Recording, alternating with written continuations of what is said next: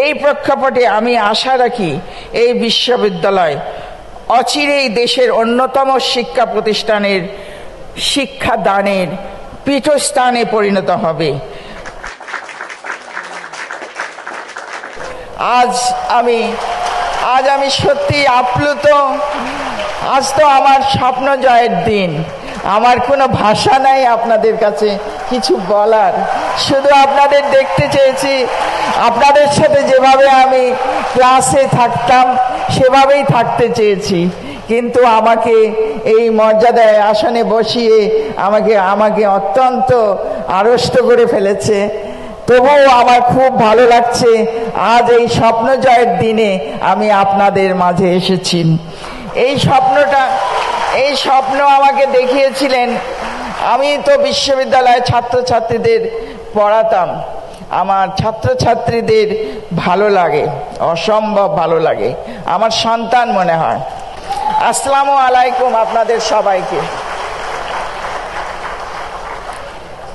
প্রাইমেশিয়া বিশ্ববিদ্যালয়ের নিজস্ব প্রাঙ্গণে আমি সকল ছাত্রছাত্রী, আমন্ত্রিত অতিথি, বোর্ড অব ট্রাস্টিজ এবং সবাই যারা এখানে এসেছেন তাদের সকলকে স্বাগত জানাই, আন্তরিক অভিনন্দন জানাই। প্রাণপ্রিয় এই বিশ্ববিদ্যালয়ে এসে আজ আমি অত্যন্ত আবেগপ্রবণ। মনে পড়ছে বিশ্ববিদ্যালয়ে আমার কেটে যাওয়া বিগত 14 বছরের কথা। 14 বছর আগে আমি প্রভাষক পদে এই বিশ্ববিদ্যালয়ে এসেছিলাম। এরপরে আপনারা এই বিশ্ববিদ্যালয়ে আমাকে উপদেষ্টা পদে নিয়ে গিয়েছেন। বিশ্ববিদ্যালয়ের নিজস্ব প্রাঙ্গণের উদ্বোধনের সাথে সম্পৃক্ত করেছেন। আমার যেন নিজের কাছেই নিজে বিশ্বাস হচ্ছে না, এটি কি আমি করছি বা আমার সাথেই এগুলো ঘটছে কিনা, আমার বিশ্বাস হচ্ছে না। প্রিয় শিক্ষার্থী, ছাত্রছাত্রীবৃন্দ, প্রাইমেশিয়া বিশ্ববিদ্যালয় আজ আমাদের স্বপ্ন জয়ের দিন। এই দিনটির জন্য আমরা অত্যন্ত নিষ্ঠা ও আগ্রহ নিয়ে অপেক্ষা করছিলাম 20 বছর ধরে। আজ আমি আপনাদের সাথে বিশ্ববিদ্যালয়ের এই বিশেষ দিনে অত্যন্ত গর্ব অনুভব করছি। এই মুহূর্তের অংশীদার আপনাদের সাথে আমিও হতে পেরেছি। মহান আল্লাহ তাআলা আমাকে সেই রহমত দান করেছেন। মহান আল্লাহর কাছে আমি কৃতজ্ঞতা ও শুকরিয়া জানাই।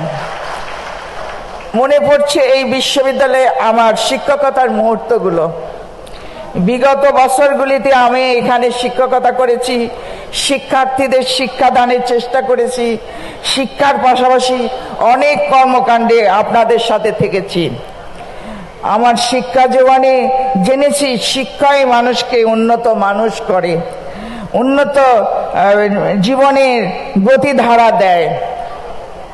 সেভাবেই আমি আপনাদেরকে গড়ে তোলার চেষ্টা করেছি।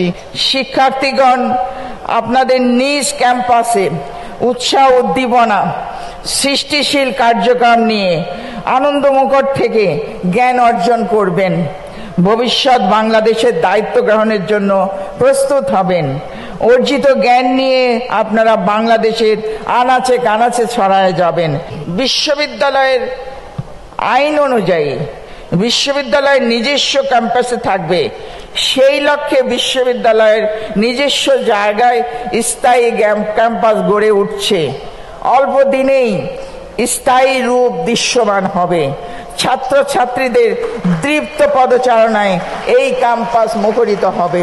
বিশ্ববিদ্যালয়ে ছাত্র ভর্তি এবং শিক্ষা কার্যক্রম পরিচালনাও নিয়ম মতো, আইন মতো পরিচালিত হচ্ছে।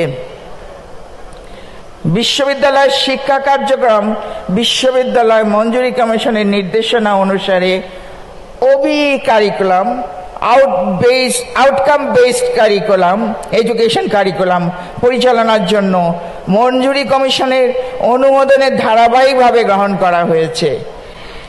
বিশ্ববিদ্যালয় আইন অনুযায়ী বোর্ড অব ট্রাস্টিজও যথানিয়মে কাজ করছে। এই বোর্ডকে সাংগঠনিকভাবে গতিশীল ও শক্তিশালী করার লক্ষ্যে কার্যক্রম নেওয়া হচ্ছে। বোর্ড অব ট্রাস্টিজ বিশ্ববিদ্যালয় আইন 2010-এর 15 ধারা অনুযায়ী গঠিত হয়েছে এবং 16 ধারায় বোর্ড অফ ট্রাস্টিজের কার্যক্রমের প্রধান কার্যক্রম হলো বোর্ড অফ ট্রাস্টিজ বিশ্ববিদ্যালয়ের আর্থিক কার্যক্রমে সব কিছুতে এগিয়ে নেবে। এই বোর্ড অফ ট্রাস্টিজ যা এখন বিশ্ববিদ্যালয়ে কাজ করছেন, শুরু থেকেই কাজ করছেন এবং বিশ্ববিদ্যালয়ের সমস্ত আর্থিক কার্যক্রমে সর্বতোভাবে সহযোগিতা করে এগিয়ে এসেছেন।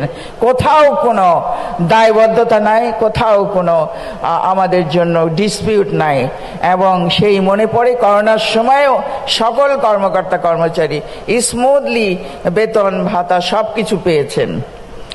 সুপ্রিয় ছাত্রছাত্রীবৃন্দ, তোমরা এগিয়ে আসো জ্ঞান অর্জনের জন্য। আমি এখানে সজোরে বলতে চাই, সমস্বরে বলতে চাই, dear students, come forward with your talents and creativity. University will provide you quality education.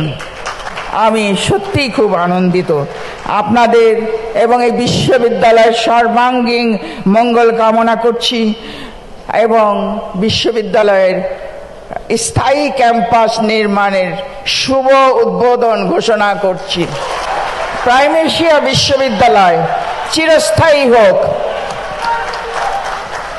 জয় বাংলা, জয় বঙ্গবন্ধু, বাংলাদেশ চিরজীবী হোক।